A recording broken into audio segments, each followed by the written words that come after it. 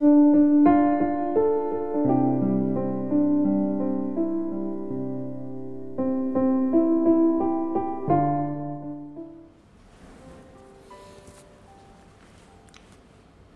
pagi Ibu Bapak dan Saudara-saudari yang dikasihi Tuhan Yesus Kristus.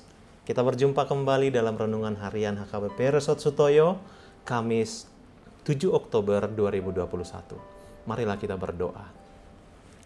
Damai sejahtera Allah yang melampaui segala akal dan pikiran, itulah yang menyertai hati Bapak, Ibu, dan Saudara-saudari sekalian.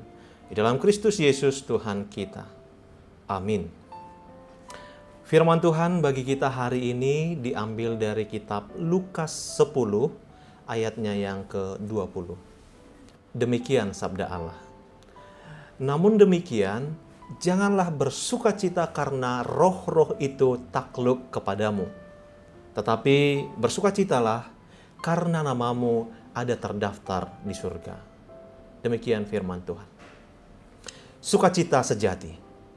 Ibu Bapak dan Saudari yang dikasihi Tuhan Yesus Kristus, wajar dan manusiawi jika kita bersukacita apabila suatu tugas yang dipercayakan kepada kita bisa berjalan dengan baik.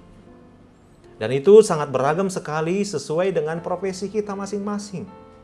Salah satu contoh, seandainya dibuat survei menanyakan apakah sukacita seorang pelayan, mungkin akan banyak daftar yang diuraikan berkaitan dengan keberhasilan atau capaian-capaian. Pencapaian dana, pencapaian jangkauan jiwa, memberdayakan warga, pencapaian pembangunan dan indeks kebahagiaan yang dirasakan oleh jemaat, dan lain-lain. Tentu jika semuanya itu berjalan dengan baik, pasti akan menghasilkan sukacita yang luar biasa bagi pelayan. Tetapi apakah itu sukacita yang sesungguhnya dari suatu pelayanan?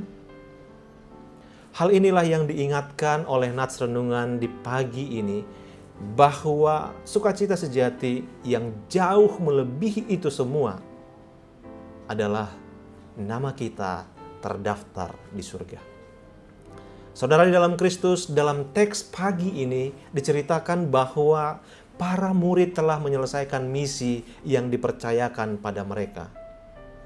Mereka mengalami euforia atau perasaan gembira yang berlebihan karena menurut mereka hasil dari pelayanan mereka luar biasa. Mereka dapat mengalahkan setan-setan.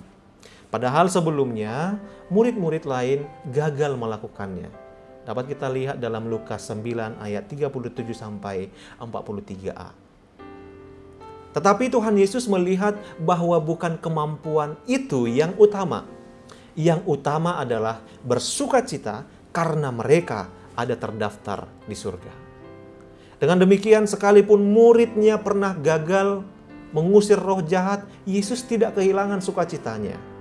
Karena ia sudah merasakan sukacita sejak murid-muridnya ambil bagian dalam misi pelayanan.